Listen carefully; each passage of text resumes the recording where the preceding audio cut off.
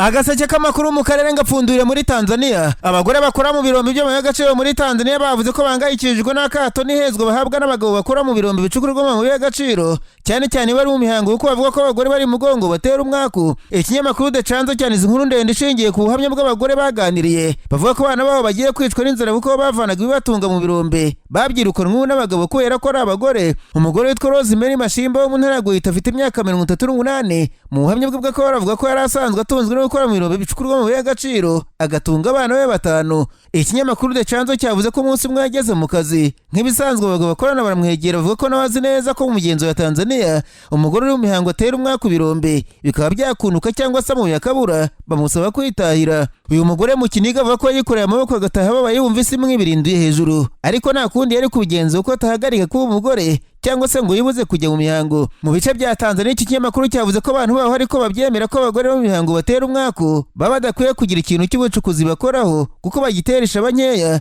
Nirinze kongera kubabwira umwako. Undi mugore Dorcas Mbote mu karere ka Marano yatanze ubuhamya ariko atandukanye n'uyu wa mbere. Madame Mbote wasanzwe ufite ibirombe bicukurwa mu y'agaciro agakoresha abagabo n'abasore yewe na bamwe mu bagore bagenzi be. Mu buhamya bwe yavuze ko nubwo bwose ari nyir'ibirombe umunsi umwe yabyutse agiye mu kazi nk'ibisanzwe abagabo bakoresha bamubera ibamba, bamwibutsa ko ari umugore kandi ko umugore uri mu mihango ari mubi mu bijyanye n'ubucukuzi bw'amabuye y'agaciro kuko atera umwaka ubucukuzi amabuye akabura. Baramwirukana bamusaba kutazagaruka niba ashaka ubukire. Uyu mugore ati barambwiye ngo igihe cyose ni mu bihango sinzahagaruke ko natera umwaka ubucukuzi amabuye akabura, numva ndatunguwe. Uyu mushoramari w'igitsina gore ngo yasabye abagabo koroshya umutsi, ababwira ko badakwiye gutwarwa na buri gihe n'imigenzo ya kera kuko kiliziya yakuye kirazira. Iki kinyamakuru de canzo cyavuze ko nubwo abagore bamwe bari mu mihango bavuga gutera umwaka ibirombe muri Tanzania atari umwihariko mu gihugu hose kuko ari imihango y'abakobwa bayigiyemo bwa mbere usanga abagabo bayirwanira bashaka ko bayisigaho bacukura amabuye ubundi ngo akisuka nk'amazi ku iteke kuko bemera ko yitera ishaba, nubwo bumva ko hamwe na hamwe binyuranye. Iki kinyamakuru cyavuze ko kuburabuza abagore bo mu kwezi k'umugore bigira ingaruka ku mibereho yabo kandi bazira uko baremye bitahinduka.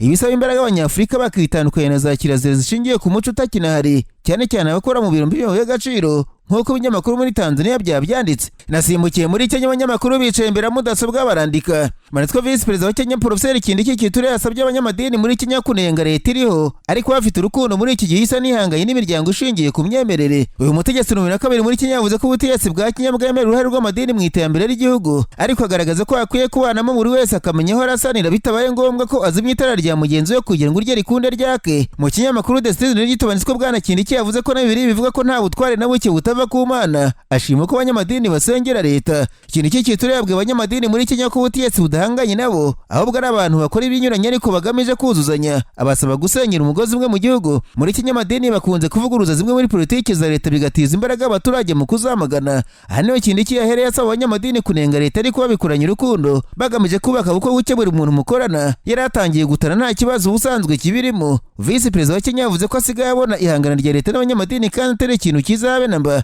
asaba ko bajya bakibura batagamije intambara kuko leta ya Kenya ngo ubusanzwe ari abantu bumva kandi umva abaturage bayo bose itarobanuye. Iri jambo rya Professor Kindiki Kithure Vice Perezida wa Kenya rije mu gihe umwuka wabaye mubi hagati ya leta n'amadini, hamwe na hamwe yanaciye imbwirwaruhame za politike mu nsengero ndetse n'amadini yerutse kwanga impano za Perezida William Ruto mu kwerekana ko nta gahunda ihari yo kujenjekera leta. Naranganisha amaso ibinyamakuru byandikirwa muri Uganda, abanyamakuru bakiza amakaramu ku mpapuro barandika. Banditswe umukuru w'abatavuga n'ubutegetsi muri nteko ishinga amategeko ya Kenya bwana Joel Senyonyi wo mu ishyaka NUP yabwiye abadepite bafashaga imbaza musika miliyoni 100 z'amashiringi bagenewe na Perezida Museveni bakishahisha ko batazihisha iteka ryose bashaka bakwigaragaza. Rubanda ikamenya abo banyendambi babeshya ko bashaka impinduka muri Uganda. Ikinyamakuru Daily Monitor cyavuze ko bwana Joel Senyonyi yavuze ko hari abadepite nibura 41 batarasinye bemeza ko batazayura ku kavagari k'amafaranga kuko bamaze gusinya abantu 72 mu mashyaka yose arwanya ubutegetsi. Senyonyi yavuze ko abadepite 38 bava mu mashyaka ya opposition bamaze gusinya bitandukanye n'abo mafaranga afatwa nka ruswa n'abandi bari n'abadepite bigenga. Ikinyamakuru Daily Monitor cyavuze ko uyu muyobozi w'abadashyigikiye ubutegetsi mu nteko ishinga amategeko yavuze ko bazanareba niba nta basinya ko batazayafata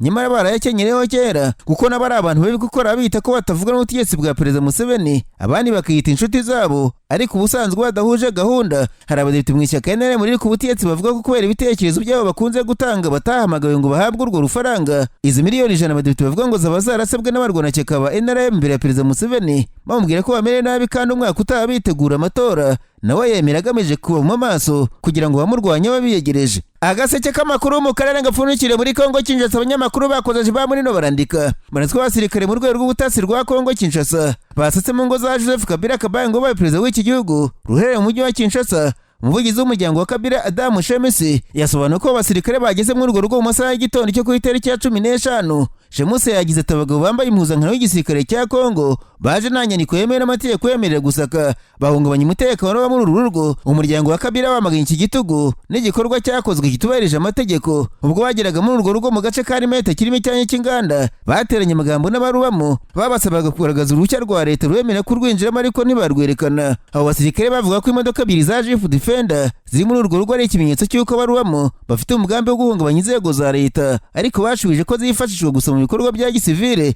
Shamisi yasobanuye ko abasirikare babanje guta muri yombi umubaruramari ukora muri urwo rugo ariko bimubaza kumurekura. Bavuga ko bakomeza iperereza ku itariki ya 16 Mata byageze mu saa 2 z'ijoro abasirikare bakiri muri urwo rugo. Umuvugizi w'umuryango wa Kabila yabashinje kuruvogera ko bakinguye ahantu hatandukanye bahungabanya umutekano w'abaruramo, nyamara bigaragara ko nta mugambi uhategurirwa. Ubutegetsi bwa Kinshasa bumaze igihe kinini bwibasira Kabila umushinja gukorana n'ihuriro FC riri mu mutwe witwaje intwaro w'M23 urwana n'ingabo za leta muri Kivu y'Amajyaruguru n'Amajyepfo. Muri Werurwe uyu mwaka Kabila uri muhungiro muri Zimbabwe yatangaje ko udakorana na FC M23, asobanura ko yaza kuba akorana nayo intambara ibarafashe n'intera. Uyu munyapolitiki wayoboye Kongo Kinshasa imyaka 18 aherutse guteguza ko agiye gusubira mu gihugu cyanyuze muri Burasirazuba bwacyo, gusa ntibizwi niba azasubirayo nk'umuturage usanzwe cyangwa se afite ubundi buryo azagenda. Naho umutwe witwara gisirikare wo muri Sudani watangaje ko ikizo leta ibangikanye yihanganye na leta gisirikare ku butegetsi muri icyo gihugu nyuma y'imyaka 2 ishize intambara muri Sudani iteje amakuba ya mbere akomeye cyane ku isi mu mibereho y'abaturage. Umukuru w'uwo mutwe Rapid Support Forces Mohamed Hamdan Dagalo uzwi ku izina rya Hemeti yavuze ko urimo kubaka ejo hazaza honyine hashoboka by'ukuri ha Sudani. RSF yatangaje leta ibangikanye mu gihe kuwa kabiri London mu Bwongereza habera inama yo ku rwego rwo hejuru yo kuzirikana imyaka 2 ishize intambara itangiye muri Sudani. Muri iyo nama Minisitiri w'Ububanyi n'Amahanga w'Ubwongereza David Lammy yasabye ko habaho inzira iganisha ku mahoro. Imirwano yarakomeje, igisirikare kivuga ko cyamisha ibisasu ku birindiro bya RSF hanze y'umujyi wa Elfashe bituma abantu barirwa mu bihumbi amagana bahunga inkambi y'impunzi ya Zamzamu. Hemeti yavuze ko RSF irimo kubaka leta yubahiriza amategeko aho kuba leta itegekwa n'abantu. Itangazo yasohoye ku rubuga nkoranyambaga rwa Telegram rigira riti ntidushaka gutegeka ahubwo turashaka ubumwe, twemera ko nta bwoko nta karere cyangwa idini rusha abantu b'Unyasudani. Yongeraho ko leta izatanga serivisi z'ingenzi cyane nk'uburezi n'ubuvuzi atari mu duce gusa tugenzurwa na RSF